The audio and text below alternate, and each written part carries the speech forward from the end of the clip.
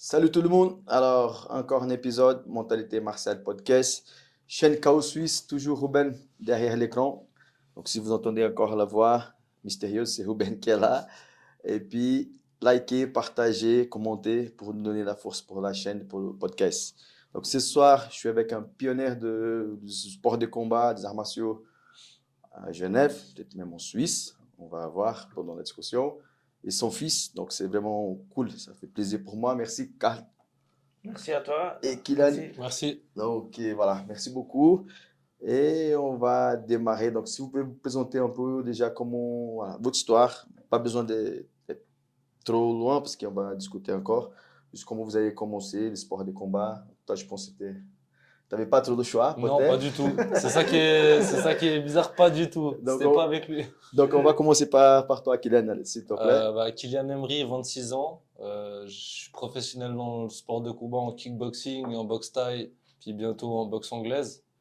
Et puis ça fait environ 11-12 ans que j'ai dû commencer sérieusement le sport de combat. Et puis maintenant, je suis à la direction de la salle Yamabushi du Petit Lancy.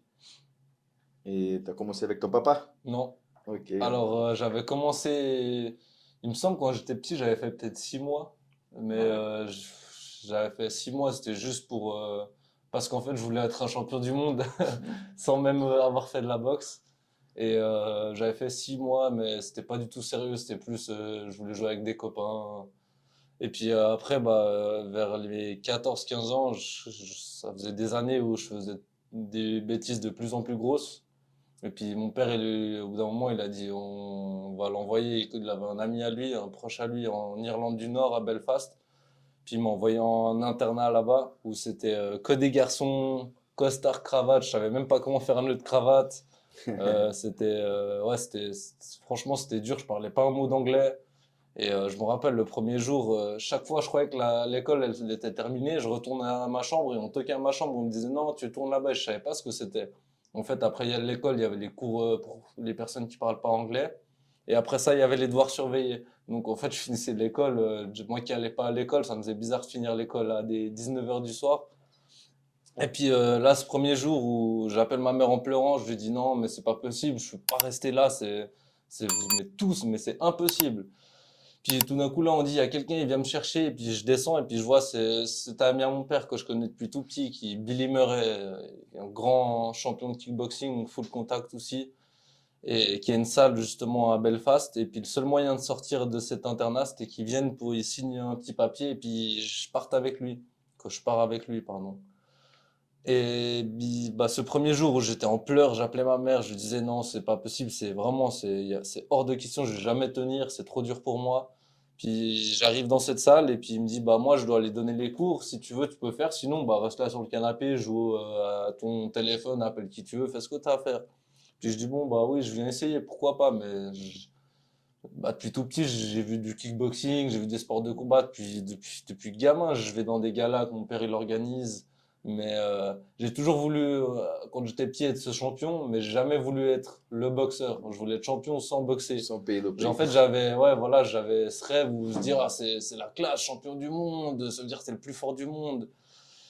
Puis bref, je fais ce cours-là, j'enchaîne le cours, le deuxième cours, je crois que c'était 3 cours, mais c'était des entraînements de courte durée. Donc j'enchaîne les 3 cours et je finis l'entraînement, on va manger avec Billy Murray.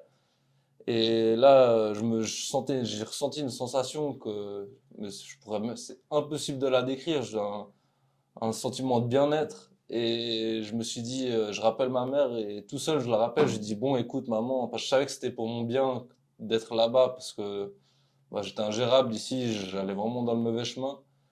Et j'appelle ma mère, je lui dis, bon, écoute, maman, je sais que c'est dur, mais bon, je vais serrer les dents, je vais essayer. Puis en fait, chaque jour, mais vraiment chaque jour, dès le matin, en plus le matin avant, on devait aller prier. Enfin, moi, je suis pas très religieux, donc je les accompagnais, mais tout le monde priait et moi, je savais même pas quoi faire. Et dès le matin, je pensais à Billy Murray ou sa fille Brooke qui venait me chercher directement après les cours pour que j'aille à la boxe. Et puis c'est vraiment, ça me donnait un sentiment de bien-être et ça me donnait espoir pour s'accrocher et puis rester là-bas parce que c'était dur, moi qui étais très les amis, on reste dans sa zone de confort, etc. Ça m'a fait un gros changement, mais c'est la meilleure solution qu'ils ont pu prendre pour moi parce que ça m'a. Déjà, j'ai appris l'anglais que je connaissais vraiment, je pouvais même pas dire j'ai faim. Et puis, deuxièmement, bah, j'ai trouvé une passion Le bon schéma aussi. et le bon chemin, surtout ça. Et surtout, j'ai trouvé des gens que pour moi, c'est vraiment comme une deuxième famille. La fille à Billy aussi, Brooke, elle s'appelle. Elle est mariée elle a des enfants avec un ancien combattant pro qui s'appelait Johnny Smith. Puis eux s'occupaient de moi. J'allais tous les week-ends là-bas. Ils me laissaient même pas rester dans l'internat. Et c'est quelque chose que j'aurais à vie, en fait. Donc, c'était le début. Début de Ouais, l'aventure. ouais, c'était vraiment les débuts. Ouais. Ouais. Puis j'ai directement combattu là-bas. Quand j'ai commencé, c'était vraiment, par contre, Donc, c'était ta tous les carrière, jours ta carrière de combattant, tu as démarré là-bas en aussi. Irlande du Nord, oui. Ok. Voilà, j'ai direct enchaîné. Vraiment, je m'entraîne 6 jours par semaine. Je m'entraîne vraiment tous les jours. Et puis avant les combats, bah, on avait le bootcamp. Ça veut dire on commençait l'entraînement à 6 heures du matin. C'était 1 heure ou maximum, ouais, 1 heure, 1 heure et demie, mais je pense que c'était plutôt 1 heure. Puis après, on allait à l'école et puis le soir, on retournait. Donc ça m'a vraiment donné goût au sacrifice et au travail dur. Ok, nickel. Cool. Très intéressant.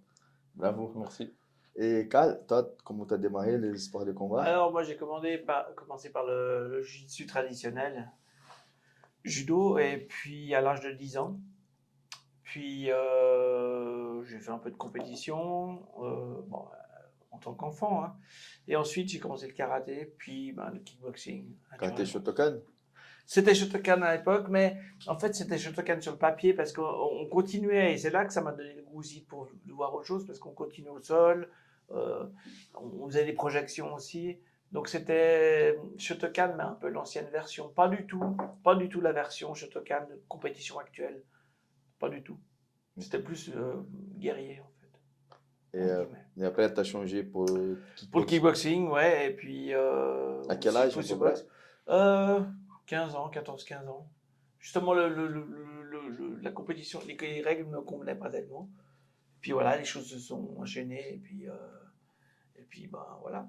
Tu peux nous parler un peu de quel club à l'époque c'était? C'était à Alors, Genève? je ouais, suppose. c'était à Genève, c'est le club où j'ai commencé, qui s'appelait à l'époque Karaté Club Petit Nancy, avec Jean-Pierre Bechler et Jean-Daniel Pound. Et par la suite, c'est devenu le Yamabushi à 17 ans. Et ensuite, voilà, on a continué toujours dans la même veine. Ensuite, on a des élèves qui sont devenus profs aussi et qui ont ouvert d'autres clubs ailleurs. C'est comme ça qu'on s'est un peu disséminé. Ok. Donc le premier club de Yamabushi, c'était au Petit Lancy. Au Petit Lancy, c'est ça. Excellent. En fait, c'est le même club qui a été ouvert. Il y avait à la base Jean Monnet et Jean-Pierre Bechler qui ont ouvert au Petit Lancy en 1972. En 76, Monnet a ouvert l'académie de karaté qui vient de fermer ses portes là maintenant, Ouais, j'ai vu ça. dernièrement. Et Jean-Pierre Bechler est resté à Lancy et Jean Monnet a ouvert au Charmilles. Et voilà l'origine, voilà la hiérarchie, puis C'est intéressant. je de dirais comprendre. l'héritage. L'héritage vient de là. En fait, on a presque tous la même souche si on remonte un petit peu. Donc c'est vous qui, à un moment donné, a décidé de prendre le club en main et puis de... Ouais. de Tout d'abord, ma continuer à section, développer. Jean-Pierre Bechler m'a fait confiance. Écoute, tu vas commencer à combattre professionnellement. Il n'avait pas les moyens pour m'aider, mais il dit, écoute, voilà, tu prends la section, tu te débrouilles, et puis petit à petit, voilà, Jean-Daniel Foun, on a ouvert le club. Après, on a des élèves qui ont quitté, qui ont ouvert leur club, et puis c'est comme ça qu'on s'est disséminé un peu en Europe, C'est très en bien. Suisse, ouais, Europe, juste deux. Et ton premier combat, c'était après le changement, c'était kickboxing, il faut contact. Ouais, enfin, full contact kickboxing, c'était 1900, j'avais 20 ans, mon premier combat. Puis après, j'ai fait aussi 11 combats de boxe anglaise. Et puis voilà, après, j'ai eu de la chance, j'ai eu Jean-Marc Tenus qui s'occupait de moi, Daniel Perrou qui était mon manager, donc des gros organisateurs, donc j'ai eu beaucoup de chance. En fait, j'ai eu beaucoup de chance. C'est ça que je pense qui m'a beaucoup aidé. J'étais avec les bonnes personnes au bon moment. Puis c'était en 1987 que vous remportez votre premier titre. Alors, ouais, tu sais mieux quoi. C'est en 87 que ouais. vous remportez votre premier titre de Ouais. champion suisse. Oui, je me souviens qu'au club, il y avait un jeune, un élève qui avait fait 3e au championnat suisse, et pour moi, c'était comme un dieu. Et je dis, c'est génial. Et Et c'était puis, il était kickboxing non, ou c'est kickboxing, ouais, kickboxing. kickboxing, full contact kickboxing, c'est voilà, des règles sans les low kicks. Et puis je trouvais ça extraordinaire. Donc petit à petit, j'ai combattu, puis je suis devenu champion suisse, et puis après, ben, voilà, les choses se sont enchaînées. Et champion du monde en Ouais, 1994. ouais, ouais. Et Ouais. c'était où le championnat? C'était à Genève contre El-Kadir Salouki. C'était Daniel Perron qui avait organisé contre un Hollandais d'origine marocaine. Et voilà. Puis après, bah voilà, j'ai arrêté ma carrière assez jeune parce que je voulais À rentrer l'âge dans l'école de de police. 26 ans, c'est ça? Ouais, ouais. Je voulais rentrer. Donc c'était voilà. Après, j'ai bifurqué. Je suis resté dans les arts martiaux, mais la compétition professionnelle, en tout cas, j'ai arrêté. Après, j'ai continué après faire des compétitions de jiu-jitsu, de grappling, parce que ça me plaisait. Et voilà. Tout à l'heure, tu m'as dit qu'on a parlé, on a discuté avec Kylian aussi. Il y a le nouveau événement, ça se passe plus aux États-Unis, mais je crois qu'ils ont fait au Mexique aussi. En Europe, je ne sais pas encore, le karaté combat. Donc, c'est les règles. Déjà, le format, c'est très intéressant, je trouve. Il faut des combats de grappling aussi. Et les murs, ils ont tapé C'est relevé, ouais. C'est relevé. Des fois, ils profitent pour faire technique. Ouais, j'ai vu. Ouais. Du jiu-jitsu, de grappling, aussi, je pense, au karaté, de Ouais. pied-point. Et c'est très intéressant. Donc, comme on a discuté avant de commencer, tu aimais déjà cette mélange, Oui, un oui, peu oui. qui ressemblait le même si c'était Oui, sport oui. pied-point. Oui, oui, tout à fait. Et aujourd'hui, il y a Mais, des événements comme ça, donc ça c'est... mais tu sais, que si on regarde, on n'invente rien. Après, les règles changent un peu avec les années, mais si on prend le pugilat des Grecs, la lutte et le pancratio des Grecs, c'est du MMA. Hein. Ça, c'est très intéressant. Moi, je pense pareil. Tu vois, au jiu-jitsu brésilien aujourd'hui, ça fait déjà un moment, il y a une technique qu'on appelle le berimbolo. C'est une technique moderne qui fait plus d'acrobatie qu'autre chose, mais qui est efficace à la fin. Et les gens ont commencé à chercher des anciens combats. Il y avait déjà des athlètes qui ont fait déjà. sûr. Donc, même la nouvelle génération, ils n'ont pas inventé. Peut-être qu'ils ont fait avec un petit truc différent, mais c'est clair qu'on invente rien pratiquement. C'est tout. Voilà, ça vient Ouais, déjà. bon, on s'améliore, c'est clair, en nutrition, en technique d'entraînement. Les assouplissements, on les fait beaucoup mieux qu'avant. Avant, on est tous. Ma génération, ça va encore, mais la génération d'avant, ils ont tous les genoux cassés, les hanches cassées, le dos cassé. Après, c'est la façon de s'entraîner. Mais les techniques, les lois mécaniques, elles n'ont pas changé. Les lois de la gravité, elles n'ont pas changé. Les lois point A, point B de la physique, elles n'ont pas changé. Ouais, Après, c'est très intéressant comme point de vue. Et Kylian, donc ton premier combat c'était en Irlande. Ouais, mon premier combat c'était en Irlande. Et T'as gagné, t'as perdu. Tu te ouais, rappelles un peu comment c'était? ouais, je devais avoir 15 ans. J'avais gagné, il me semble, au deuxième round à la fin. Je crois que c'était un coup au corps avec un high kick, quelque chose comme ça. Donc, et après, t'as combien de combats jusqu'à présent? Je sais pas, environ 40. Un peu plus, je amateur, pense. et puis, ouais. Ouais, un peu plus que 40, je dis, ouais, on va dire environ, on va rester à 40, même si c'est un peu moins. Et puis en pro, bah, j'ai fait un seul combat en pro. Je vais faire mon deuxième le 7 juin, normalement, à Octagon. Donc, c'est une grosse organisation en Italie. Donc, voilà, c'est la première fois que je le dis. Et je suis vraiment content Ok, de cool. reprendre parce que j'ai Et eu c'est en kickboxing? kickboxing, ouais, en K1, règle K1, donc avec les genoux. Ah, d'accord. Voilà. Donc, c'est ton deuxième combat. Le premier, Voilà. t'as gagné. Ouais, c'était au SHC l'année dernière. Et après, C'était au théâtre de Lima. exactement. Et après, bah, j'ai fait ma licence pro de boxe anglaise. Donc, heureusement, la boxe anglaise, c'est un sport qui est un peu plus réglementé que le kickboxing. Car moi, je trouve le kickboxing, c'est un peu trop. Tout le monde fait un peu ce qu'il veut. Puis en boxe anglaise, bah, là, je voulais passer ma licence pour boxer en pro. Puis bah, j'ai dû faire des IRM, j'ai dû voir mon médecin, le médecin de la fédération. J'ai dû faire pas mal de tests. Et puis là, à ce moment-là, quand j'ai fait un IRM, ils ont vu une lésion intra-axiale frontale au niveau du cerveau. Et ils m'ont dit, bah, tu t'arrêtes. Et bah, je me suis dit, waouh. Ils m'ont dit, tu reviens dans 3 mois, tu refais le test. Et puis voilà. Et là, bah, ça faisait 3 mois et demi, 4 mois là. Et puis j'ai refait l'IRM. Et puis la radiologue, elle m'a dit que c'était bon. Donc je reprends, Cool. je reprends De bonnes nouvelles. ouais, je suis content.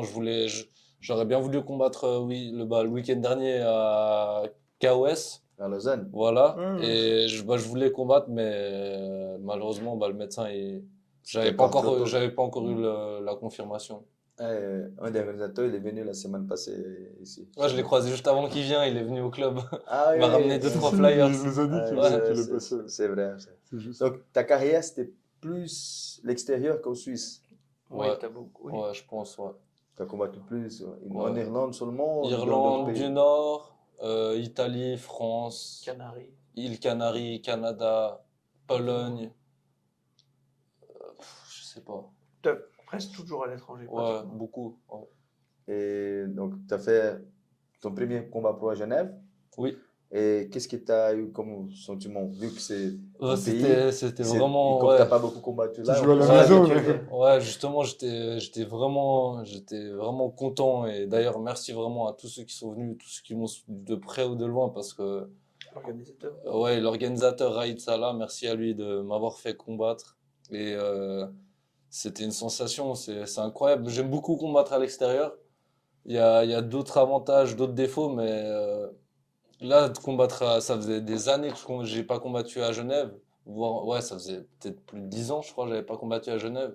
Puis de faire mon premier combat pro bah, dans ma ville natale, après tant d'années où j'ai pas combattu à Genève, et j'ai vu que bah, les gens, je suis encore merci à eux, car vraiment, j'ai eu beaucoup de monde qui m'ont soutenu. Et puis, donc ça m'a fait vraiment, ça m'a vraiment fait Et, chaud au cœur. et quand il combat, tu viens avec lui Ouais. dans le coin? Ouais, Je ouais. nettoie mes pieds à la fin du Ouais. combat. Et puis, donc ça, c'est intéressant. Donc, pour toi, je pense qu'il y a une pression naturelle du ton papa. Après, je pense pas qu'elle met la pression, mais Non, on peut pas pas du se tout. mentir, il y a toujours une pression naturelle. Moi, j'ai Ah, des c'est enfants plus aussi qui une font force. du JB. Il y a la force, mais aussi peut-être un petit peu. Il y a la Et- comparaison. Ouais, tout moi le la temps. pression, Voilà. je la vois plus de Voilà. ce sens-là, parce que bah, tout le temps on me dit, c'est normal, mais moi je suis pas Kylian Emery, je suis le fils de Karl.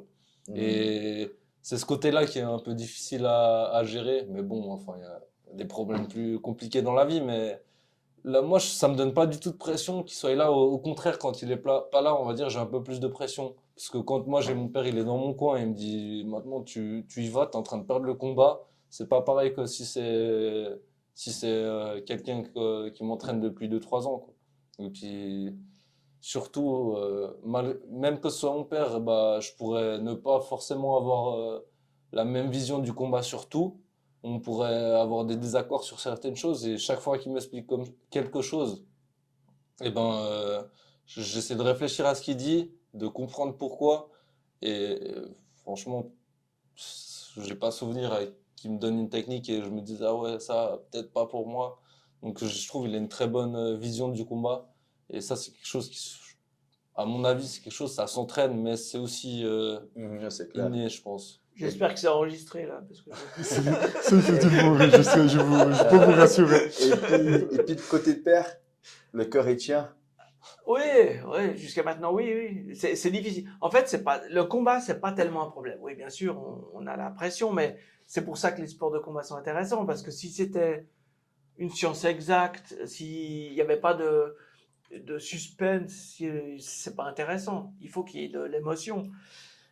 Non, le plus difficile, je dirais, c'est tous les jours, l'entraînement, le conflit entre entraîneur-père, et Là, ça, c'est très compliqué. Ça, c'est plus dur. Ça, c'est plus dur. Et ça, je pense qu'il faut que ce soit plus quelqu'un d'autre qui s'occupe de ça. Parce que lui, même si parfois il sait, peut-être j'ai raison, mais ça l'énerve et il va pas être content. Moi, je suis pas d'accord. Je préfère quand c'est lui qui m'entraîne, justement. Ouais. Ouais, Ok. 100 fois. Bah, c'est Ok. enregistré. quand même. C'est enregistré aussi. Je- Mais bah, ça non, sera mais sur YouTube, justement, t'inquiète. il croit tout le temps le T'es contraire, mort, mais t'es mort. moi, justement, Oui. moi, mon rêve, c'est que ce soit lui mon entraîneur. C'est juste que voilà, il a sa vie aussi, il a un autre travail et c'est pas possible. Puis, Mais, puis Je t'as posais fait la passer question, Genève, je hein, posais c'est- la question plutôt. Moi, Ouais. j'ai 2 filles qui font du JB. Elles ont fait la compétition jusqu'à un certain âge. Et Manon, la plus âgée, Manon, elle a 20 ans, elle veut refaire la compétition. Et franchement, j'étais content, mais en même temps, j'ai pas envie de souffrir. Et JB, ok, faire en anglais, c'est fini. Là, c'est fini. Et là, comme c'est. Ah, elle veut faire Tu sais, Non, non. kickboxing. Toi, quand tu Ah, vois ton ok. fils. Oui. Là, Ah le oui, stu- le alors strike, quoi, le oui strike, et non, voilà. mais en tout cas, moi je pense que les plus graves blessures que j'ai eues, c'est en jiu-jitsu. Épaule, genou, les trucs. Alors c'est clair que c'est pas des coups sur la tête ou comme Non, ça, c'est clair. J'ai Mais plutôt un père, donc contre Kylian, Ouais. S'il commence à ramasser un peu, qu'est-ce que ça fait au cœur, tu vois, c'est ça. Ouais, les ouvertures, enfin, c'est ça que tu Ouais, veux dire. Ce qui... ça Mais après va, aussi, ça c'est va. l'habitude. Vous avez fait Mais, ça depuis tout petit, ouais, je voilà. sais. Et moi, pour moi, la victoire, elle est plus dans le fait de trouver sa voie pour un sport Pour sa ou vie, un ouais. art, pour la vie, et puis une motivation et se motiver à avoir une vie Donc, saine, et la, puis voilà. la victoire plus importante, si j'ai bien compris, Moi, c'était c'est son c'est ça. départ en Irlande. C'est là que tout changé. Bah là, oui, bah, ça fait plaisir d'entendre ça, parce que c'était des périodes difficiles, et le fait qu'il réalise que c'était bénéfique, c'est clair, quand ton fils t'appelle en pleurant, oh, je veux pas rester ici et tout, ça fait mal, ça. Je t'ai jamais appelé en pleurant. Si, Non. tu pleurais tous les Ouais, soirs. arrête, je t'ai jamais. Ma mère, oui, une fois. Voilà, on va changer de Elle dit, sujet j'ai là. jamais Non, appelé mais- en En pleurant. plus, c'est la première fois Oui. qu'on amène deux invités, père et fils. Là. Je sais pas si c'était une bonne idée. Là. Non, mais c'est ça. Pour moi, c'est ça la victoire. Et d'entendre ce qu'il dit ce soir, ça fait plaisir parce que Bien sûr, on se dit, ouais. voilà, c'était difficile comme décision, mais bah, ça fait plaisir d'entendre ça, quoi. Mais Kylian, j'ai une question pour toi, parce que la dernière fois qu'on s'est vu, on en discutait et tu m'as parlé des MMA. Tu es toujours assez partant ou pas On trop? verra plus tard, mais pour l'instant, je me concentre sur ma carrière en pied-point, car j'ai quand même pas mal de boulot en pied-point, et plus tard, on verra. Mais je ferme Et t'as aucune déjà fait un porte. petit peu du JB, Un tout petit peu, grappling, un tout petit lutte. peu, un tout petit peu. Là, vraiment, vu que je viens de passer pro en pied-point, je veux vraiment, mon temps, je le consacre pour devenir le meilleur de moi-même déjà en pied-point, puis aller le plus loin possible. Et après, peut-être on verra, ouais, par la suite, pourquoi pas. On a En tout déjà... cas, c'est clair, ça m'intéresse. Maintenant, mais c'est ça le problème, c'est que moi, j'aime énormément le MMA. À regarder, même à faire, je trouve que c'est assez sympa, même si je fais très peu. Mais là, je commence à beaucoup aimer aussi la boxe anglaise et le pied-point. Donc, faut faire Bah, un choix, c'est je te difficile. confesse que nous avons ici Fanguin, Ouais, Brian, ouais, je le qui connais. nous a très bien parlé de toi et Ah, puis qui a c'est dit que tu gentil. boxais très bien. Ouais, Donc, il est super gentil, oui, Brian. que- Ouais, bah, c'est champion suisse, Brian. Ouais, champion suisse, il Champion est venu, suisse. il est Ouais. venu. Ouais, il est classé. Le problème, dans c'est le qu'avec son top, âge, 26 ans 60. maintenant, s'il se fait un genou, un ligament croisé, un truc comme ça, ou voilà, il y a un moment, il faut faire des choix. Oui, c'est juste. Et puis après, bah, pourquoi pas. Après, voilà, tant qu'il s'entraîne et puis il se fait plaisir. C'était bah, je lui posais cette question parce que je l'ai déjà interviewé une fois dans Ouais. un autre scénario. Oui, et, mais je pense que ça, effectivement, et ça. nous avons discuté de ça et moi je me suis dit peut-être que c'est encore dans ton coin de Ouais. tête. Là. En tout cas, ça l'est, mais là, à l'heure actuelle, je dois me donner toute mon énergie pour le pied-point. Et Donc, puis, on a déjà, on a déjà invité quelques personnes spécialistes de pied-point. mhm. Franchement, j'ai oublié un peu les différences. On n'a pas besoin de rentrer dans les Ouais. détails. Mais aujourd'hui, tu préfères plus le Kawan, kickboxing, boxe thaï. Alors moi, vraiment, de base, j'aime beaucoup, beaucoup le K1, il n'y a pas photo. Mais là, justement, depuis un an, depuis que j'ai découvert la Thaïlande, parce que moi, je viens de découvrir la Thaïlande il y a un an, exactement un Tu es an. parti là-bas pour un an. Voilà, ouais, j'ai été 2 fois, j'ai fait 2 fois un mois. Puis j'ai vraiment, en fait, ça m'a fait comprendre énormément sur la technique, mais aussi en kickboxing. Parce qu'au début, il y avait plein de choses que je regardais, je comprenais pas bien. Et puis, à force de le faire, j'ai appris énormément sur la technique. Par exemple, sur la défense, des fois, les Thaïs, t'as l'impression ils ont rien fait, mais ils t'ont mis un petit front kick sur la jambe d'appui quand toi tu mets le coup de pied. Et les gens, ils voyaient pas forcément. Et puis moi, si je l'avais pas travaillé, je l'aurais pas vu. Donc, j'ai beaucoup appris et en fait, ça m'a donné ça m'a donné beaucoup d'amour pour la boxe thaï parce que j'ai vu, en fait, c'est pas du tout le La même finesse, sport. Ouais, et puis autour de la Muay Thai, il y a tout un art. C'est une tradition, c'est une culture chez eux. K1, c'est un sport. Mais vraiment, la Muay Thai, j'ai vu, c'était même une manière de penser, une façon de vivre. En C'était, Thaïlande, tu étais à ouais. Krabi, c'est ça? J'ai fait Krabi, j'ai fait Phuket, Ok. j'ai fait Koh Samui, Bah, j'ai fait Bangkok. tu comme toi, enfin, tu t'entraînais à Nawang, non? Toi, tu pas, enfin, À Krabi, j'ai fait Khon Suek. ok, Khon Suek, d'accord, ouais. ouais, j'ai vu, ok. Franchement, bah, je conseille d'y aller. C'est un coin super tranquille et puis la salle, elle est très bien. Et puis ce qui est bien pour les personnes qui ont moins d'expérience, c'est que si tu fais l'abonnement, tu vas prendre 3 semaines d'abonnement. Dans les 3 semaines, tu auras peut-être 3 cours privés. Parce que dans les cours collectifs, C'est pas la Si même t'as jamais chose. fait de boxe thaï, tu vois, moi qui a fait 10 ans, je vais comprendre un peu. Mais quelqu'un qui a jamais fait, il va avoir du mal à comprendre. Donc, je conseille de faire un peu de cours privés.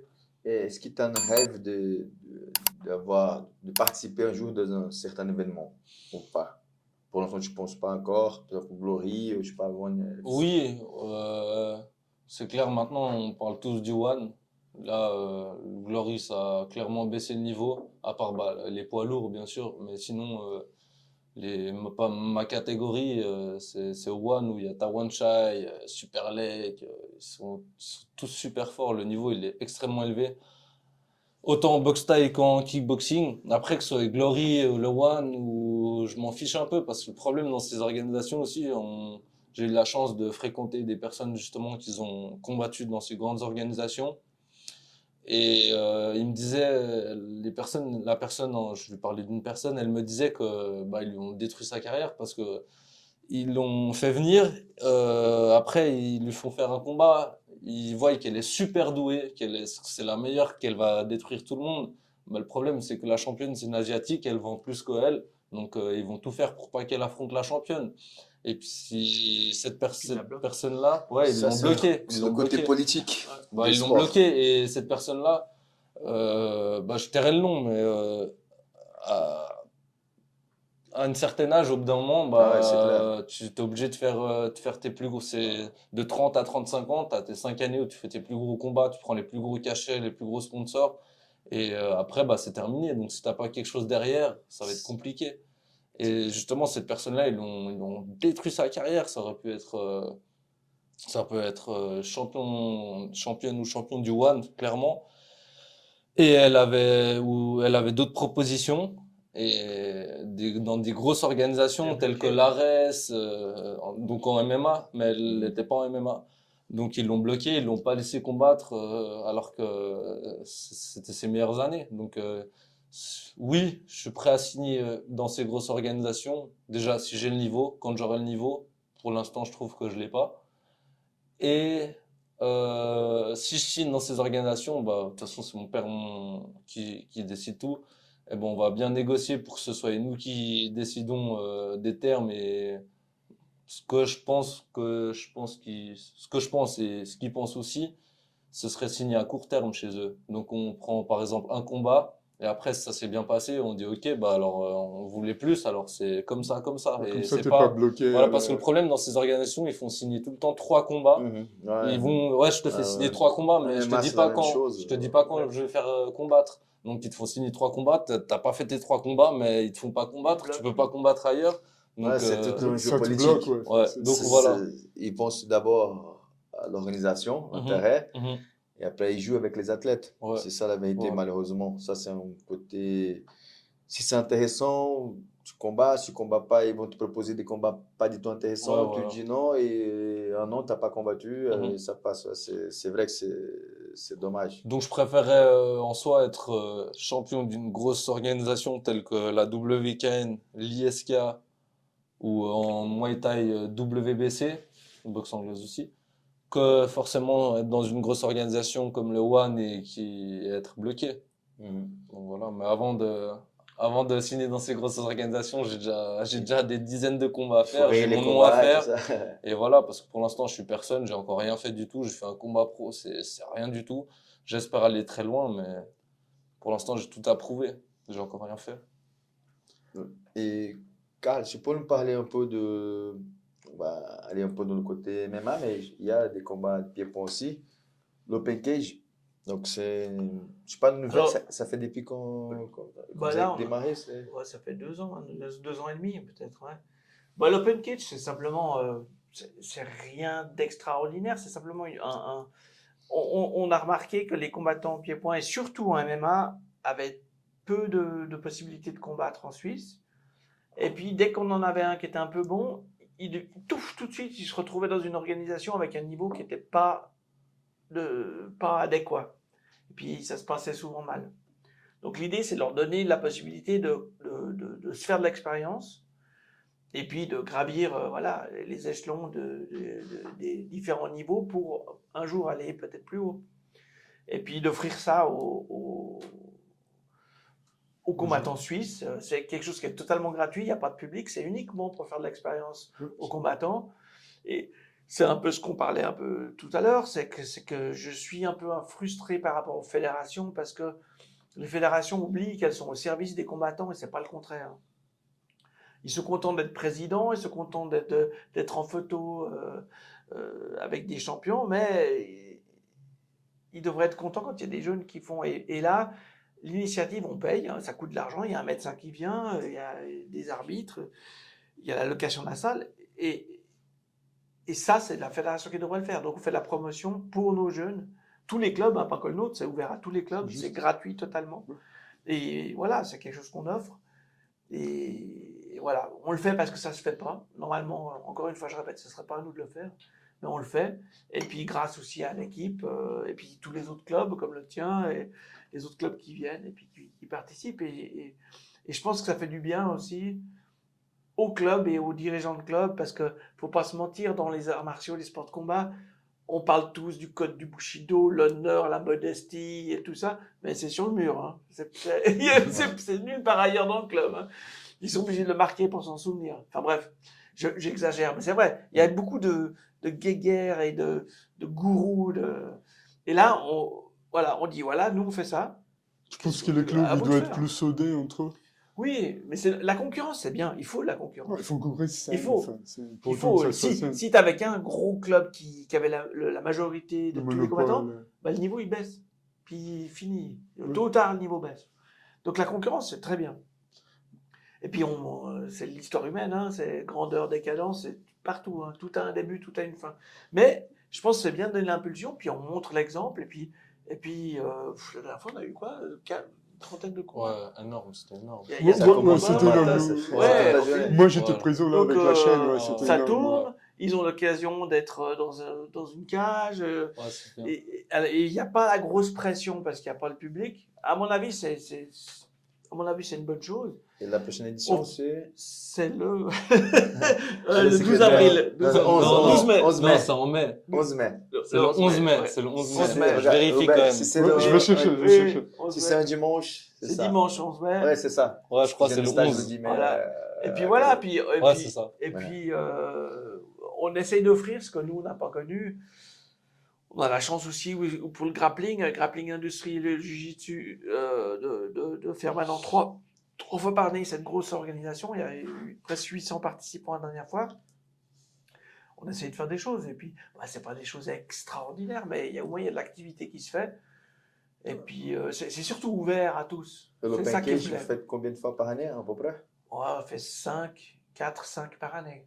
On aimerait en faire plus, mais bon, faut pas non plus essouffler les gens. Et puis, il y a des coûts, on veut aussi se lancer maintenant on va réorganiser des galas avec des soirées de galas. Ça, c'est un point que je voulais arriver. Ouais. Et ça, c'est le gros projet qui va venir.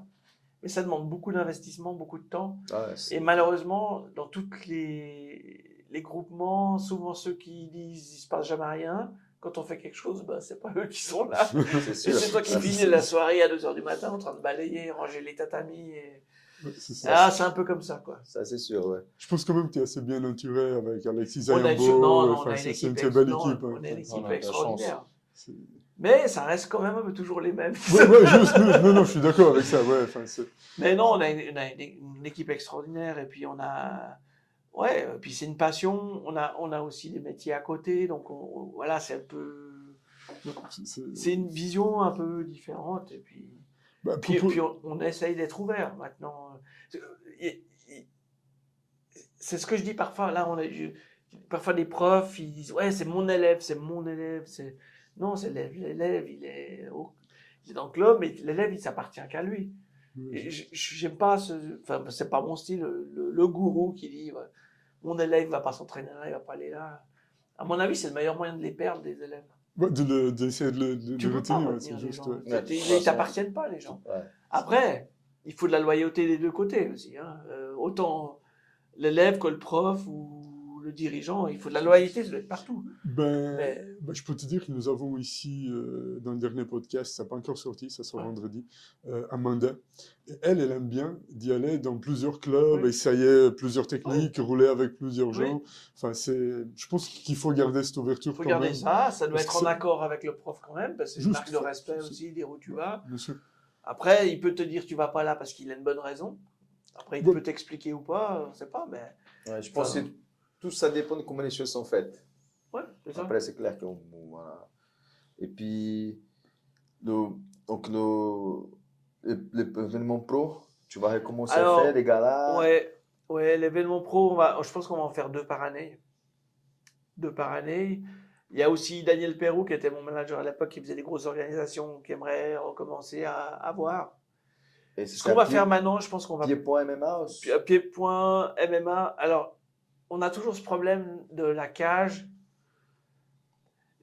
Et puis le faire comme parfois en Italie, où ils ont la cage qui descend.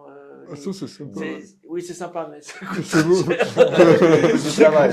Il y a beaucoup de travail. Donc, alors, si c'est kickboxing et quand même ça va, on peut faire dans une cage.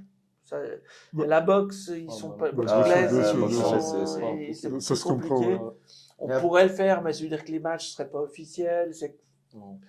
Ouais, je C'est comprends. compliqué. Après, les gens, maintenant, quand on pense MMA, on pense tout de suite la cage. Mais. Ouais.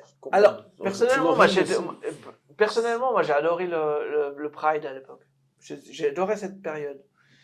Mais c'est vrai, bon, ils avaient système de filet sur les dernières rondes. Mm. Mais c'est vrai que la technique sur la cage, c'est compliqué. C'est pas impossible. Hein. On peut Effectivement faire pas, sur ouais. le M1 le font sur un ring aussi. À voir. Bah, tout à Mais je pense qu'on va en tout cas aller sur des compétitions, en tout cas de kickboxing, boxe sûrement aussi. Et puis, ce sera soit kickboxing MMA, soit kickboxing boxe. Peut-être Ouais. un de chaque. ouais, ça Et puis on verra, quoi. En tout cas, du côté de Kylian, il va prendre les licences des deux sports. Puis après, on verra où on va. Et puis, je pense qu'il faut. Lui, j'ai l'impression que toi, tu parlais de faire des grands trucs dans les grandes organisations. Moi, je suis plutôt. Ok, Step by step. Ouais, plutôt le but à atteindre qui est atteignable, ce qu'on appelle Ouais, j'entends le bien. smart. Ouais. Tu vois, Ouais. Mais c'est ma faute, c'est moi qui ai Voilà, demandé. c'est toi. C'est moi qui ai dit. Voilà. je Non, mais pas après, ça. mais alors après, chacun a sa façon. Moi, c'est plutôt tac, ok, ça, je mets l'échelle là et là. Mais après, chacun. Il n'y a pas une façon de faire, c'est un peu chacun. Ton prochain combat, tu as dit tout à l'heure, c'est. 7 juin à Octagone, dans l'organisation en Italie, à Et Courmayeur. tu connais déjà ton adversaire? Ils Aucune sont en train de idée. chercher là. C'est pas Après, encore décidé. Ok, donc c'est juste confirmer que tu combats Ouais. Voilà, ouais. et puis chercher l'adversaire. Ouais. C'est Ce sera Courmayeur. c'est un combat pro. Oui, oui, là, C'est- je c'est passe. deuxième Une fois que tu as Voilà, passé, ça deuxième serait ton combat deuxième pro, pro. ouais. Ok, nickel. Donc le 7, ce sera les pros à Courmayeur, donc juste après le tunnel du Mont Blanc, Ouais. en Italie. Allez, c'est Et le cool. 8, là, on va commencer à chercher des combattants, notamment des Suisses. C'est ouvert à tous les clubs Ok. en kickboxing. Le 8, ce sera le dimanche, aussi à Courmayeur. Donc là, on va essayer de monter une équipe suisse de plusieurs clubs. Excellent. Ah, c'est sympa. Ça, c'est Suisse, bon, France, bon Italie, truc. ce sera. Et Et- actuellement. Oh, pardon, vas-y. Non, je t'en prie, je t'en prie. Non, vas-y. Non, bah, Actuellement, comment ça se passe tes entraînements? Tu t'entraînes tous les jours? Tu fais Ouais. la préparation physique? Tu as un coach mental ou pas? Comment... Non, alors je fais ma prépa physique le matin de 9h à 11h. Là, j'ai mon programme il a été fait par Boxing Science, pour ceux qui connaissent. Et le soir, je fais la technique. Donc voilà. Tous les Et jours? dimanche repos Du total. lundi au samedi. On travaille on avance dans l'administration du club, on avance dans tout ce qu'il y a à faire pour le club ensemble, mais sinon, pas d'entraînement. Ok, donc lundi au samedi, toujours. Ouais, non, samedi, je m'entraîne. Dimanche, c'est tout. Juste le dimanche. Ouais, tu dimanche, t'entraînes c'est pas. repos, ouais. Samedi, fractionné. fractionner à fond la Ouais, c'est tête. dur. C'est dur. Bah sinon, moi, je peux pas laisser passer ça parce que Karl, il a une vie qui est vraiment extraordinaire. Donc, et après, bah, quand tu as arrêté de combattre, donc je veux revenir là, ben, tu as commencé à travailler pour la police genevoise, donc Ouais. c'est ça. Toujours. Et est-ce que Ouais, parce que tu es instructeur à la police, Là, c'est ça? maintenant, je suis à l'académie, ouais, on va aller, ouais. Savatin, Savatin, ouais. ouais, Savatin, juste. Au-dessus de la vallée, entre Donc, et puis, Frontière Vallée-Beau. il y a quelque chose qui m'interpellait, c'est qu'en 2020, tu es parti au Mali. Ouais. Et qu'est-ce que tu t'es fait là-bas? Pourquoi? C'était quoi l'objectif, en fait? Bah, c'est ce que je dis. Moi, j'avais entendu Bali, alors j'ai signé. Et je pensais, mais c'était Mali. Alors, c'était dans le cadre des missions internationales, Ok. comme Casque Bleu, Ouais, avec allez, l'ONU. ouais. Et ouais, c'est vrai que c'était assez extraordinaire. Et la Suisse envoie des policiers et des militaires Ok. dans différents pays, notamment au Mali, qui était euh, pratiquement une zone dégradée, quoi, pratiquement guerre D'accord. civile. Et je me suis dit, tiens, c'est intéressant, faire quelque chose comme ça. J'arrive en fin de carrière, je pense que c'est quelque chose d'intéressant. Et puis, c'était un peu extraordinaire parce que déjà, c'est une situation extraordinaire, ça nous remet les choses en place. On vient d'un des pays les plus riches du monde, on se retrouve dans un des pays les plus pauvres du monde, dans une situation dégradée où les personnes n'avaient rien. Et ça remet beaucoup de choses, on relativise beaucoup de choses. Et quelles étaient les principales difficultés que tu as trouvées là-bas, enfin, que tu as pu trouver là-bas? C'est surtout l'environnement qui est dégradé, la corruption à tous les étages. Et puis la différence entre ce que l'Europe et l'Occident veut imposer ou veut démontrer. On va parler, par contre, la police de proximité, c'est bien. Non, mais attends, à chaque carrefour, ils se font racketter, là. On va travailler. Le problème, il y a autre chose, c'est notre réalité. Et si on va dire oui, mais on va leur dire qu'il y a des genres différents, il y a des drag queens, Attends, ils ont 4 femmes et ils excisent leurs filles. Tu vois? Alors le truc qui a été décidé à New York, je vais pas me faire des amis là, mais tant pis. Le truc qui a été décidé à New York, on va leur dire c'est ça. On va leur dire voilà, c'est comme ça qu'il faut penser. On peut pas. On va dans un pays c'est une réalité complètement différente. On peut pas imposer ça depuis New York, depuis Paris, depuis Genève. Bien sûr, il faut passer par et ça, c'était former des policiers là-bas. Ouais, c'était former des policiers. J'en ai fait 2 choses principales. Un, c'était former les cavaliers de la gendarmerie pour faire du travail opérationnel, parce qu'ils faisaient que du protocole. Donc, non, l'ONU, ok, on paye, mais c'est le travail dans le terrain. Alors, moi, ils n'étaient pas très contents. C'était planqué à la présidence, et là, il fallait retourner dans le terrain, surtout là-bas, c'est un peu compliqué. Et puis, l'autre chose, c'était la sécurisation du processus électoral. Alors là, ça n'a pas été un très gros succès. La formation était un succès, mais il y a eu 2 coups d'État. Donc, voilà.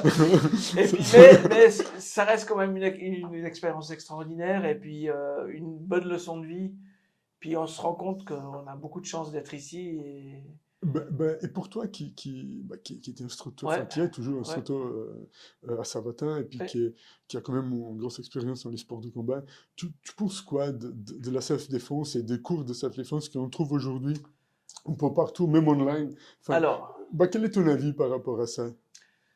Alors, technique police, technique militaire, c'est une chose. Technique civile, c'est une autre. Okay. Technique civile, je crois que j'ai jamais, non, je ne veux pas dire jamais, très rarement vu, même des très bons. Hein. Je ne vais pas citer de nom, il y a des très bonnes techniques, mais l'attaque n'est pas réelle. L'attaque est figée. Après, il fait ça. Ah, t'as vu, je suis fort. Mais le gars, il reste comme ça. Qui reste comme ça? Sauf s'il a un AVC, il va rester comme ça.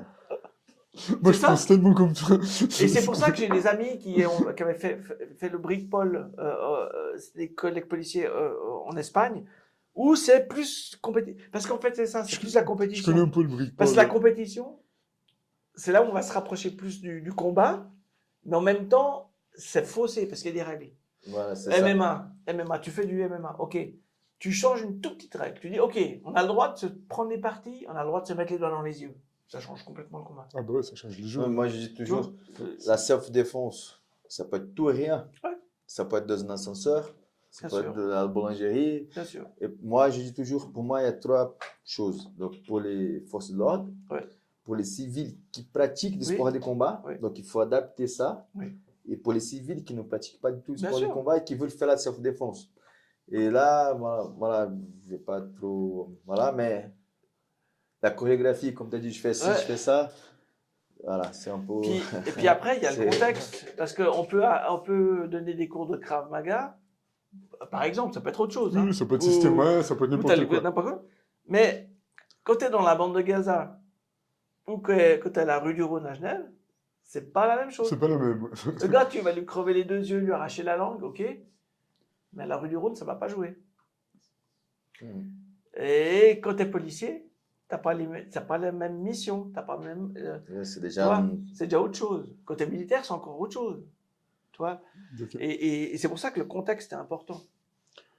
Et bah, ça, pour moi, c'était cool d'avoir ton avis et de comprendre enfin, ton Ouais. point de vue par rapport à ça, parce que Ouais. c'est quand même quelqu'un d'expérimenté.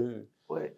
Je pense que pour l'autodéfense, déjà, c'est la préparation mentale, la posture physique, les pièges à éviter déjà dans l'environnement. Ça commence par Déjà, la, en fait, la position aussi, comme tu te ouais, portes, et aussi la négociation aussi fait partie de la Négociation. self-défense. Bah, la désescalade, c'est le mieux moyen, Voilà, déjà. c'est Enfin, comment tout ça. Ouais. je pense que c'est bien Ça passé. va, ça Je va. pense qu'au Brésil, si, Ah ouais, c'est si tu clair. arrives dans un favela Ouais. faire comme ça, tu fais le ça va Maria mal se là-bas, finir. tu fais pas. Hein. Ça, c'est sûr. Je pense que ça va mal se finir. Tu vois. C'est juste. Donc, voilà. Donc, voilà. Maintenant, pour être franc avec toi, c'est franchement, les cours d'autodéfense efficaces et puis professionnels, c'est très, très rare. Parce qu'après, il faut adapter. C'est des enfants, c'est des femmes, c'est des personnes âgées, c'est Ouais, très rare. bah, Moi, ce qui moi te- j'ai commencé, ça fait maintenant 4-5 ans. J'ai plus de temps pour me lancer là-dedans parce que je voyais beaucoup de choses, ça ne m'intéresse pas. Et je travaille avec des amis qui ont beaucoup plus d'expérience que moi, qui sont aux États-Unis, ils sont venus déjà 2 fois. Je t'avais été invité pour Ouais. le stage. Et j'apprends encore. Et moi, je pense toujours à ça. Je dois m'adapter par rapport à l'élève. Ouais. Tu C'est ça. vois, je donne des cours, par exemple, des personnes de 60 ans. Je vais pas. Des fois, quand je vois les vidéos, je vois une femme, et comme ça, ils disent: ah non, avec ces techniques de self-défense, je pourrais je pourrais me protéger et neutraliser mon agresseur. Donc, moi, je vais dire: écoute, tu as 60 ans, tu fais pas sport de combat, tu vas essayer de pouvoir essayer de gagner de temps, se préparer pour ne pas prendre une baffe, déjà tomber par terre, au moins avoir un petit réflexe pour pouvoir crier encore de l'aide. Mais quand je vois le truc là, tu peux neutraliser ton partenaire, il faut le mettre. Ah ouais. Je dis, ça, c'est C'est même vrai. dangereux pour moi. Enfin, Tu vois, c'est- bah, moi, personnellement, je trouve que c'est dangereux. C'est dangereux au niveau, bah, tu vas instaurer cette autoconfiance Ouais. chez les gens, Bien sûr. Ouais. et puis à un moment donné, ils sont Et surtout et pas encore une prêts, chose, et du coup, ils vont se je blesser. ne sais Hein. pas si tu es d'accord avec moi, mais quand ça arrive, on ne sait pas comment on va réagir. Et j'ai déjà vu des grands champions de MMA Alors, congelés dans une situation comme ça. Il faut avoir le courage pour pouvoir faire réagir, voilà, sur le moment.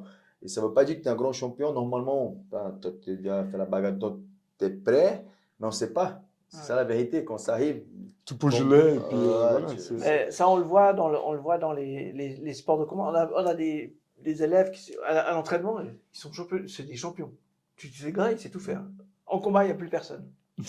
Et le contraire, d'autres qui sont un peu moyens, puis en combat, le gars, il Là, sort de les- l'adrénaline Et qui monte, dans la rue, c'est la même chose. chez nous au Brésil, on dit lion d'entraînement et chat de compétition. Ouais. Tu vois, l'entraînement, c'est un lion. Il Ouais. est là, il va faire un tournoi, il devient Ouais, un chat. c'est ça. Et il congèle, voilà. Et on le voit même dans l'extrême, hein, dans le combat avec des armes à feu et tout ça aussi. Quand tu es sous le feu, tu as des experts super manipulateurs dans le son et tout. Et sous le feu, pouf, il n'y a plus personne, il est sous la table. Et tu en as un autre qui en veut. Même chose pour les femmes. Certaines sont pétrifiées lors d'une attaque. Et d'autres, elles vont vont battre, se elles vont défendre. griffer, même si elles ne savent pas se battre. Donc c'est très compliqué. Puis travailler ça mentalement, ça se travaille. Hein. On peut travailler mentalement. Mais Ça prend son temps, et puis voilà. quand c'est le jour J, c'est le jour J. Quoi. C'est ça. Quand je profite, j'ai déjà parlé avec d'autres personnes qui sont passées, donc tu es policier, tu connais Ouais. bien avec les armes à feu. Si je me trompe, tu peux me dire. Je vois depuis, donc ça fait 20 ans que je suis en Suisse, j'ai vu un grand changement de la société donc partout. Donc en Suisse, c'est pas, voilà, c'est la même chose malheureusement. La violence elle monte, et surtout sur les jeunes. Je vois de plus en plus beaucoup des bêtises, d'harcèlement. Et moi, j'ai toujours, si les autorités, des fois, ils savent, ils se rendent compte le pouvoir que les arts martiaux peuvent toucher là-dedans. Donc, par exemple, j'organise un stage anti-harcèlement pour les enfants le 30 mars avec un psychologue qui est avec moi sur tatami. Et c'est fini les places. Tu vois, les parents, ils sont même un peu désespérés. Donc, ton avis par rapport à tout ça, comment on voit un peu la nouvelle génération, les trucs des quartiers, qu'est-ce que le sport peut faire là-dedans? Si tu peux vous donner ton avis, c'est... Je pense que le MMA a fait beaucoup de bien. Je parle du MMA, mais je peux parler d'autres trucs. Mais le MMA, c'est un phénomène maintenant mondial et a fait beaucoup de bien pour la promotion des arts martiaux. Sûrement. Mais je pense que le MMA a fait beaucoup de mal aussi parce que le trash talking, ces choses-là, on enseigne. Le jeune, il comprend pas que c'est du cinéma. Et il va parler comme McGregor, il sait pas qu'il fait ça pour l'argent comme ça. Et ça, cette marque de respect de l'adversaire, comme ça. C'est pour ça que moi j'aime beaucoup des combattants un peu comme Machida ou comme Georges Saint-Pierre ou des gens c'est des exemples, qui montrent quelque chose. Parce que le jeune, c'est difficile de lui expliquer que McGregor c'est du cinéma. Il comprend pas. Et il a tendance à imiter ça. Et ça, je pense que c'est la responsabilité de chaque prof d'arts martiaux de pousser ça, de pousser ce côté art martial. Et même là, dernièrement, au dernier grappling, on a vu un arbitre qui s'est fait malmener, c'est un truc, ça ne devrait pas exister. Manque de respect. Et le type, il devrait être banni à vie. Ouais, je te Moi, rejoins j'ai dit, 100%. ce gars-là, c'est son nom, vous me donnez son nom, c'est fini. Et si on tolère ça, comme même quelqu'un dans le public, moi, c'est quand il y a des gens qui disent, vas-y, tue-le. Voilà, ça c'est... Moi, je regarde, mais je dis, Non, mais qu'est-ce que tu dis? si c'est un élève à moi ça m'est déjà arrivé. Ouais. Si c'est un élève, un ami, un élève qui vient pour une compétition, après je vais le parler. Je parle, sinon, je dis à mon élève, écoute, ton pote, c'est pas mal de foot là, il faut qu'il se mette. Mais tu sais, je me rappelle une fois, tu organisais, ça vient de ma tête maintenant, avant tu organisais chez Avant des Bougies. Oui, j'avais fait, ouais. Et une fois, je suis allé là-bas, je suis passé vite fait, et j'ai vu un combat de MMA avec le casque et tout. Ouais, c'était la l'IFMA. Et je me rappelle, le combattant, je me rappelle plus d'où il vient. À la fin, je crois qu'il a fait un doigt d'honneur, un truc comme ça. Et toi, tu l'as chopé tout de suite. Okay. Au bord de tapis, direct. Tu as dit, écoute, vas-y, tu t'excuses avec l'arbitre, tout ça. Et je pense que c'est ça, il faut couper. Il ne faut pas accepter. Direct. J'étais avec l'élève, j'ai vu, j'ai trouvé drôle, j'étais très correct aussi. Et c'est comme ça qu'il faut le faire. Ouais. On a une grande responsabilité, je pense, quand tu tiens un club et on s'identifie. Et puis après, il y a des choses moins graves que les agressions, mais tu vois, alors c'est peut-être plus la génération, c'est toi qui me diras. Mais tu vois, faire des photos de TikTok devant la cage, ok, mais quand il y a un combat, il fait 2 kilos de plus. Mais il a 3 combats de plus. Je sais plus. Tellement. Il fait TikTok comme ça devant la cage, et puis après, il fait 2 kilos de plus. Oh non. Ça se voit souvent. Hein. Ça, c'est tout le monde. On suit le game plan, on suit le machin. Mais attends, le game plan, t'es qui là? Malheureusement, c'est la réalité d'aujourd'hui. Tu sais, une fois, si longtemps il va savoir, j'avais un élève, c'était un événement, on va aller à Martigny, quoi. C'était Fila à l'époque, la Fila. Ouais, tout à fait. Le combat. Ouais. C'était son premier combat, Fila, amateur, casque et tout, sur tatami. Ouais. Et on était là, on attendait commencer à se préparer. Deuxième coup, il vient, professeur, on va pas dans le vestiaire commencer à se chauffer et tout ça. Et je regardais, je dis, t'es pas l'officier. Vas-y, tu fais tes pompes, commence à t'échauffer là, on fait un peu de PAO et puis on y va. Tu vois, il voulait déjà, non, on va dans le vestiaire, on va se préparer, je veux que je rentre, c'est pas un gars là, tu te chauffes, maintenant on y va, on se concentre, tu écoutes des conseils de moi, des autres coachs, et c'est parti. Mais c'est dans sa tête, tu vois, il croyait déjà que c'était un gars là, c'était l'FC, qui va rentrer avec la musique. C'est où, toi? C'est vrai, c'est la vérité, comme tu as dit. La réalité est tout autre. Mais à la fin, combat, il y a un petit peu plus. Et puis parfois, ça peut être dramatique, parce que là, par exemple, le mode du cutting, là, les élèves n'écoutent plus les profs. Ils disent cutting, mais arrête. Mais ils voient, je sais pas ce qu'ils voient, des champions qui prennent 10 kilos et tout. Super, maintenant. Ils entendent Pereira, après ils veulent boxer comme lui, le menton en l'air, les mains. C'est hyper, mais tous les médecins vont dire ça. Et ça, je pense, c'est le grand combat des prochaines, que les fédérations vont prendre, c'est combattre le cutting.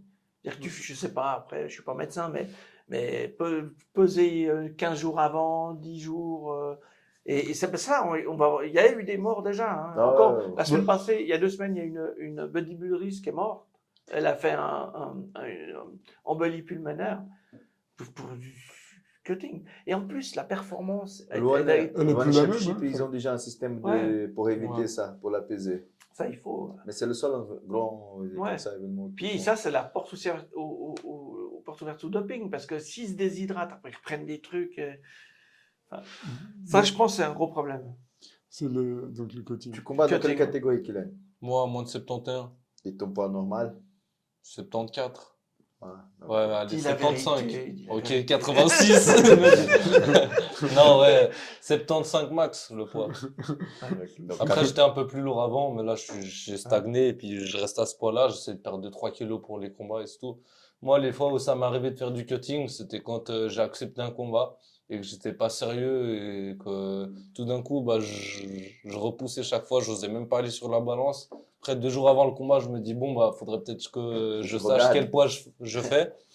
Je monte sur la balance, je vois que j'ai 7 kilos à perdre et tout. Je me dis, comment? En plus, je suis tout seul.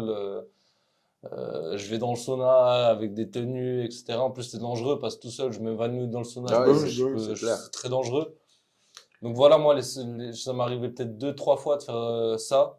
Et puis, les seules raisons, c'est parce que j'étais pas sérieux, que j'ai fait n'importe quoi, je me suis pas entraîné pour le combat, tout simplement. Et que voilà, j'avais donné ma parole pour le combat, donc je devais faire le poids, et puis je l'ai fait. Et puis, quand je les ai faits, bah, c'est quand j'ai perdu. J'ai eu 4 défaites. Il y en a une, c'était pas le cutting, mais c'était que j'étais pas sérieux. Mais les 4 défaites que j'ai eues sur le nombre de combats que j'ai eu, c'était chaque fois parce que j'étais pas sérieux.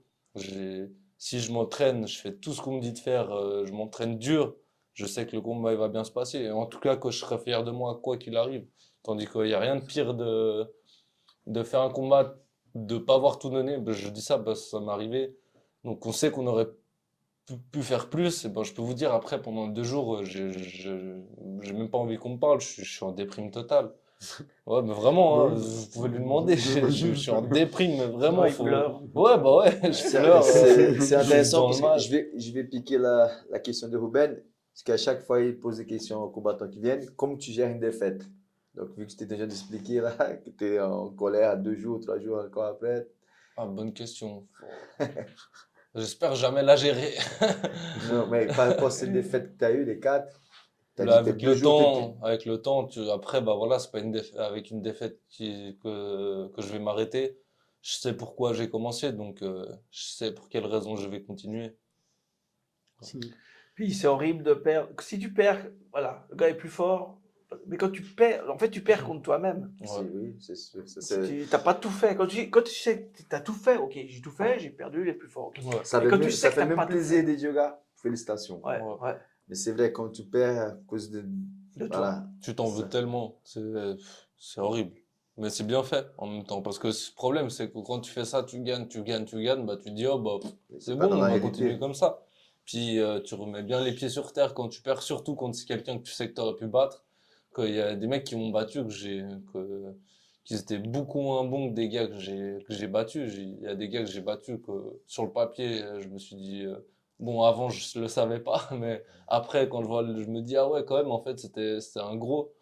Puis des gars qui m'ont battu, ma première défaite, le gars, il valait pas un clou. Et puis même maintenant, c'est une cloche, j'ai tout le respect pour lui. Mais c'est vrai, non, mais c'est vrai, ouais, c'est vrai. C'est vrai, il est au Canada et tout, je l'avais recroisé. Le gars, il a plus du tout dans le sport de combat, tu vois, enfin, il a pas de but dans la vie.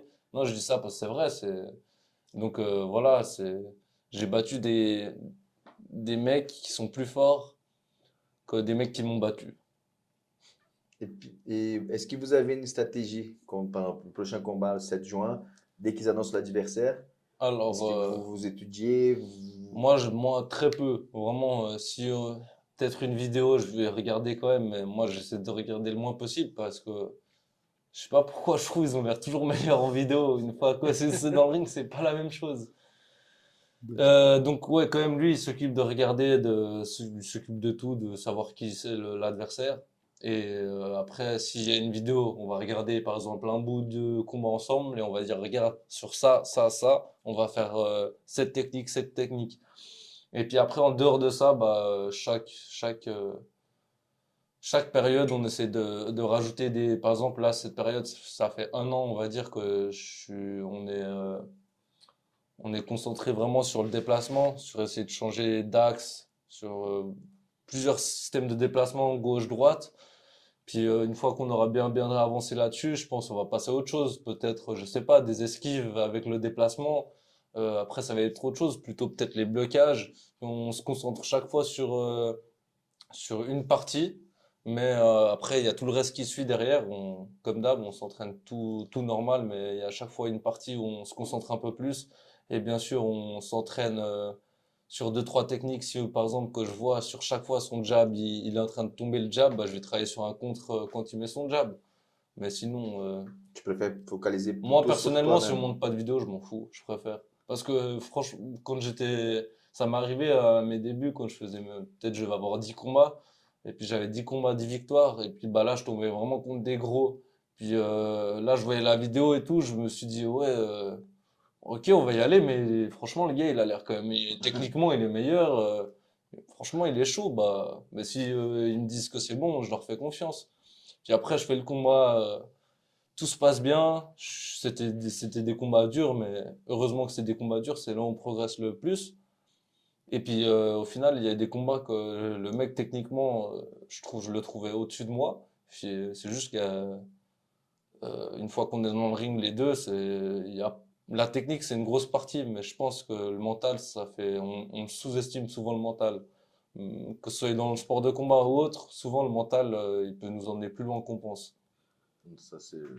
Moi, je dis toujours à mes élèves, ceux qui font la compétition, le combat, ça commence par le mental. C'est clair. La- Quand on voit des mecs qui ont accompli avec si peu, on se dit, nous, on a un combat à faire. C'est quoi? C'est 3 rounds, voire J'ai peut-être 5 avec des protections, avec des gants. j'ai déjà dit une autre fois ici, je ne me rappelle pas avec qui, si j'ai deux combattants, même niveau, et puis ils ont fait la préparation, il y en a un qui était parfait, la perte de poids et tout, mais la dernière semaine, peut-être qu'il a eu des soucis personnels, mentalement, il n'est pas à 100%. Et j'ai un autre qui a eu des soucis, des blessures pendant le camp et tout ça, mais mentalement, il est à 100%. Je vais parier plus sur celui-là Ouais, que l'autre. Même si clairement. techniquement, il a eu des blessures, ça, Clairement. ça c'est. Après, il y a le facteur condition physique. Ah ouais, ça. Je veux dire, une Ferrari sans essence, elle ira moins loin qu'une Dacia Ouais, avec. exactement. J'ai rien contre Dacia. Donc voilà, après ça c'est le truc que tu dois. Pour moi, le combattant, le physique, ça doit pas être un problème. Ça doit être un problème qui doit être à côté. Il doit être au combat, ok. Moi, Bah, j'ai plus pas de problème physique. bah, toi, tu as combattu à Northampton. Bah, avant, tu as combattu en Allemagne à 77 kilos. Et après, tu as combattu à Northampton à 85 kilos. Et tu as gagné tous les combats. Et puis aussi au Canada Challenge North, dans l'American Ouais, North, à 77 kilos. Donc il y a quand même entre 70, 85 Ah et ouais, 77. Donc il y a quand même un écart. J'étais autour des 80 en fait. Ok, Ouais, En, j'étais pas à 85. en ok. jiu-jitsu, Ouais, Ok. ouais, jiu-jitsu. Ah, ok. Ouais. Jiu-jitsu, ouais. Ouais. Ok. Kickboxing premier à 81, à 81. Mais après, Après, t'as descendu. ouais. Ouais. Donc, c'est une question, on ne peut pas s'échapper. Donc, chaque fois que j'ai un invité de pied-point, on a discuté déjà avant, mais si tu peux parler, Andy Huguet, qu'est-ce qu'il représente pour. Là, si j'ai vu, je me dis, j'ai vu un combat l'autre jour, j'ai même enregistré Ouais. Crocop et lui, Ouais. c'était un truc de. Bah, les deux c'est des très grands combattants. Andy Hu, ce que j'aime beaucoup chez lui, c'est sa détermination. D'abord, il venait du Kyokushinkai, il n'était pas vraiment kickboxing. La boxe, c'était pas exceptionnel. Il était très droit, il prenait des coups un peu. Mais un mental, et c'est pour ça que les Japonais l'aimaient autant. Ils l'ont même nommé samouraï d'honneur. Hein. C'est parce qu'il c'était détermination énorme. Après, il y avait le physique, il y avait les techniques, des techniques qu'on ne voit pas beaucoup, des axe kicks, là, des kakatogiri, des coups de pied retournés dans les jambes. Il était intelligent et puis il avait un gros mental.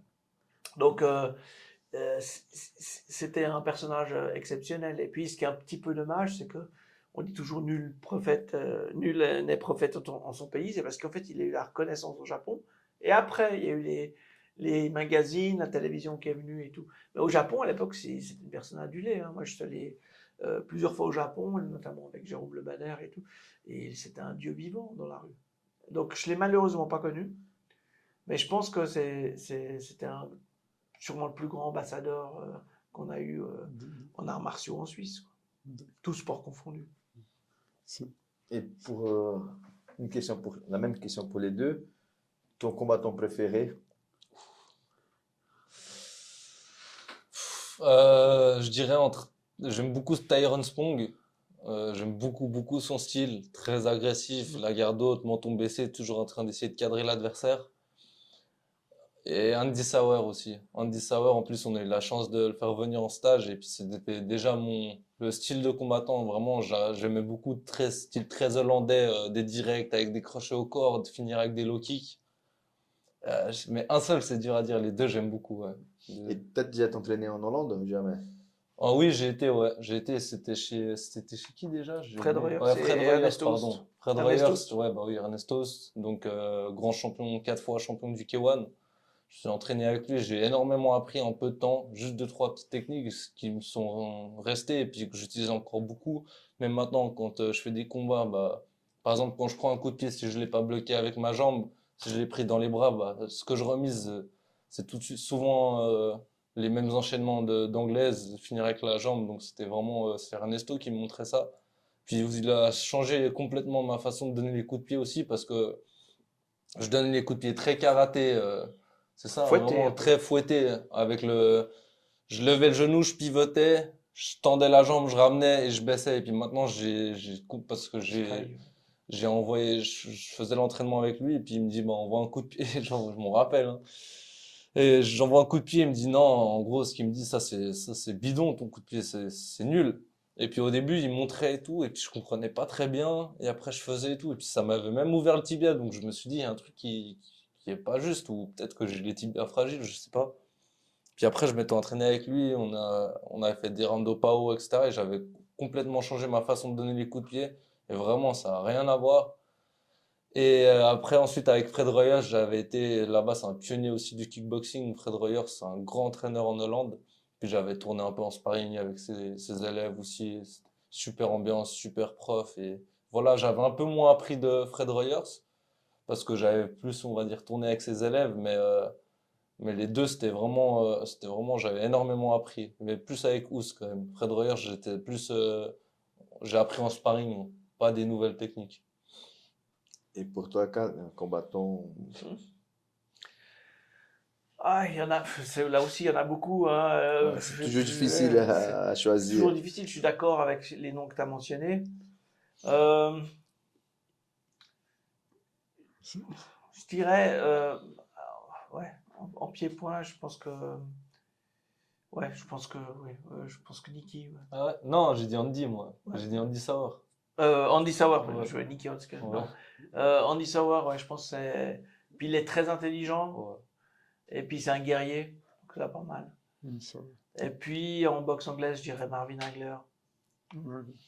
Et tu as eu, je sais pas si tu as encore beaucoup de contacts avec les bannières aussi. Oui, oui, oui, oui. Donc, ils venaient souvent à Genève pour Oui, oui. les galas et tout ça. Oui, on l'a fait combattre aussi. Il a combattu à Genève. Oui, on C'est quand il est organisé. rentré avec Contre les l'Écho. chats et tout. Ah, ça c'était où? Ça c'est vieux, ça C'est- c'était contre un combattant qui s'appelait. C'était au bout du monde. C'est au bout du monde, ouais. Ouais, Ouais. je m'appelle. Ouais. C'est pas contre Stéphane Leco? Non, c'était contre un combattant qui s'appelait Van Damme d'ailleurs. Il s'appelait Van Damme. Et puis on a fait contre Stéphane Leco après. Ok. Dans ton gala. Ouais, on a fait Stéphane Leco aussi. Ouais, là c'était. Moi, on a eu beaucoup de chance d'avoir des contacts avec des grands combattants. Et ouais, non, c'est clair. Bon, Jérôme, c'est. Là aussi, c'est un dieu vivant au Japon. C'est sûrement je pense que Andy Hug et lui, c'est les deux plus connus. Même Ous qui a gagné 4 fois le Grand Prix, il n'est pas aussi. Ben, je vais te demander un service. Enfin, si un jour il revient, Oui. dis-moi. Comme ça, je l'invite de venir ici. Oui, Enfin, ça me bien ferait sûr. très plaisir. Et je suis sûr qu'Anderson aussi. Donc, Bien sûr. Ouais, bien sûr, Ça avec me plaisir. ferait très Ouais, plaisir. bien sûr. Et, bon, on fait venir volontiers des gens. Vous êtes bien sûr les bienvenus. Et puis, bah, c'est toujours bien d'avoir ces gens Lui, il fait quoi? Il donne des Ils ont- cours, il fait quoi? Viens. Jérôme, bon, il avait lancé enfin, il était pas porte-parole, mais un peu, il faisait l'image pour un tournoi une ligue de MMA qui devait partir, se développer en France, puis c'est tombé à l'eau.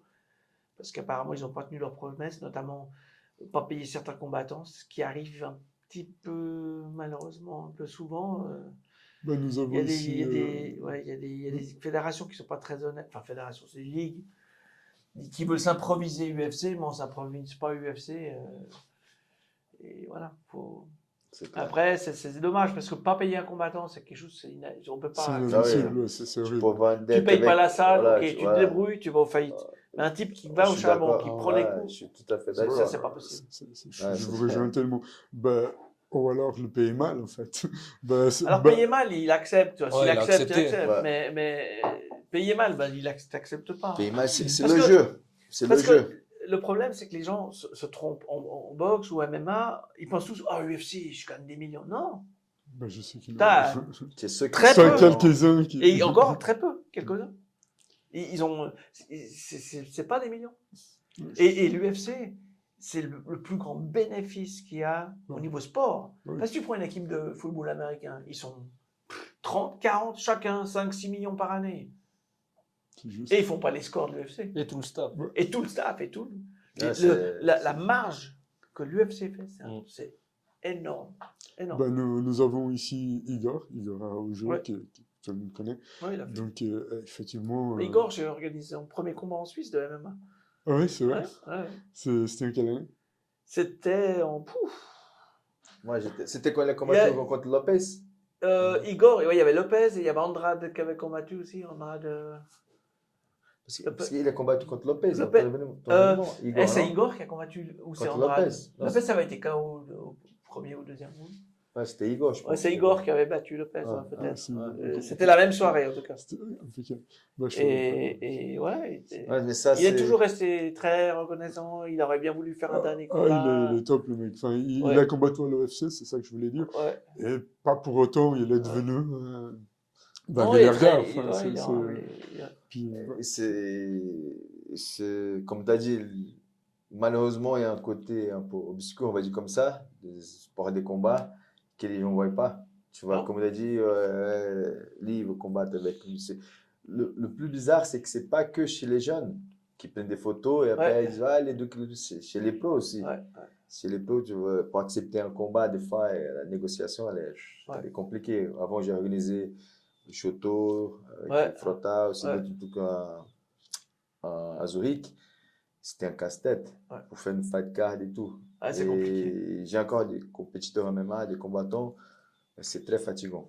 Après, ouais. moi, ce que je trouve bizarre, c'est que maintenant, c'est le combattant qui doit accepter son adversaire.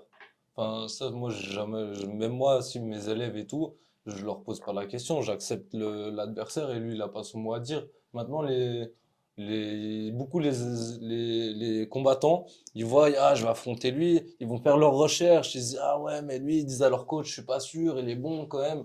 Alors que, enfin, C'est le coach. c'est le il monde doit à faire l'envers, confiance ouais, c'est au le coach, monde à ouais. l'envers, je trouve. c'est très logique ce que tu dis. Enfin, Ouais.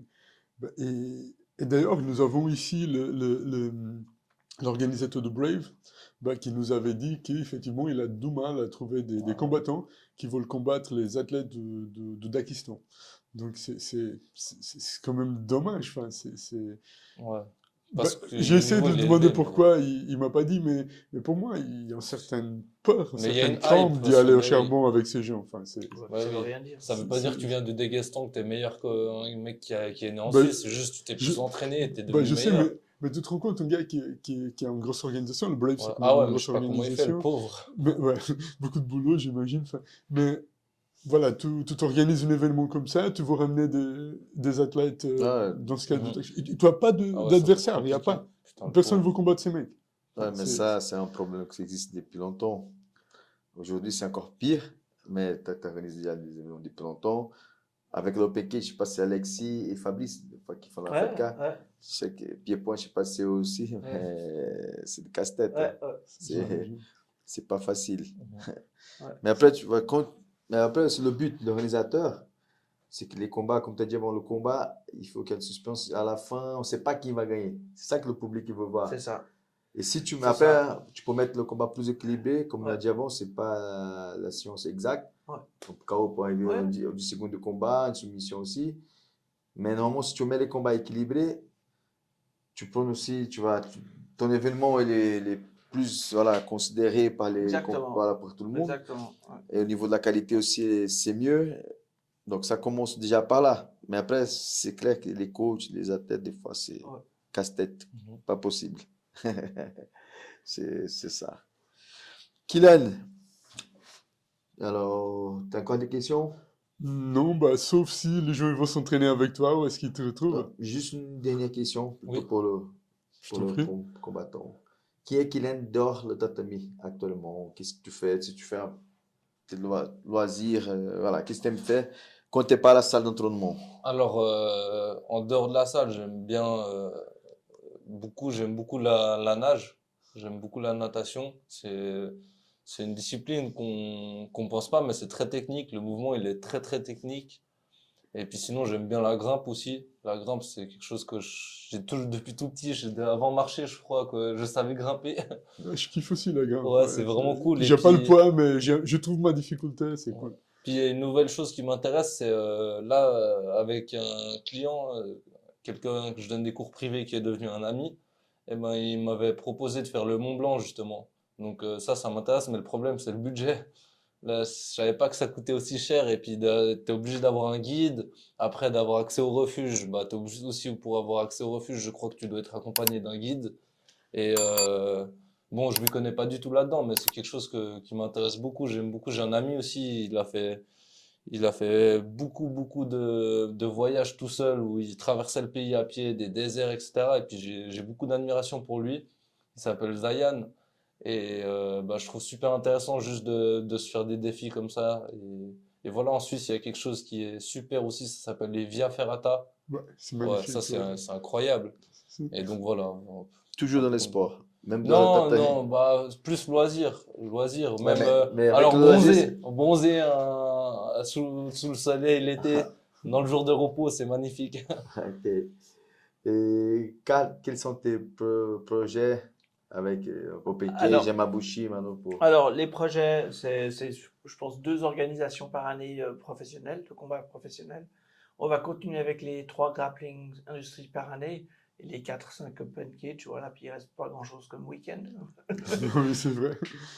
Ok, Donc voilà, toujours la passion. Et puis voilà, bon, ça fait plaisir de voir que ça se perpétue. Et puis super. voilà, merci pour l'invitation en tout cas. Ben, merci à vous d'être venus. Et Voilà. ben, merci pour ce que vous faites aussi pour la promotion. Enfin, nous, Alors- on a beaucoup de cœur à faire ça. Franchement, on le fait avec beaucoup de plaisir. C'est pas du tout notre métier, comme on avait déjà dit. Donc, c'est vraiment pour le fun et pour le plaisir qu'on fait ça.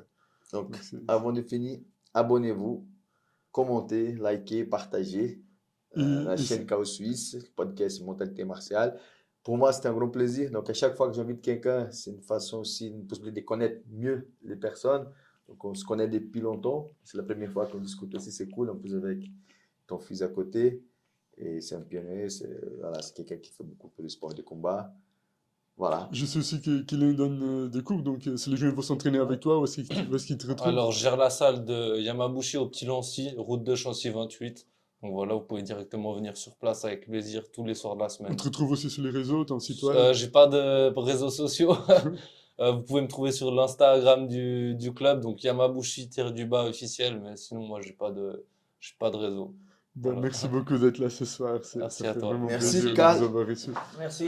Merci, Super. Kylian. Merci beaucoup. Merci les gars, merci Merci. beaucoup d'être venus. Merci pour l'invitation, merci.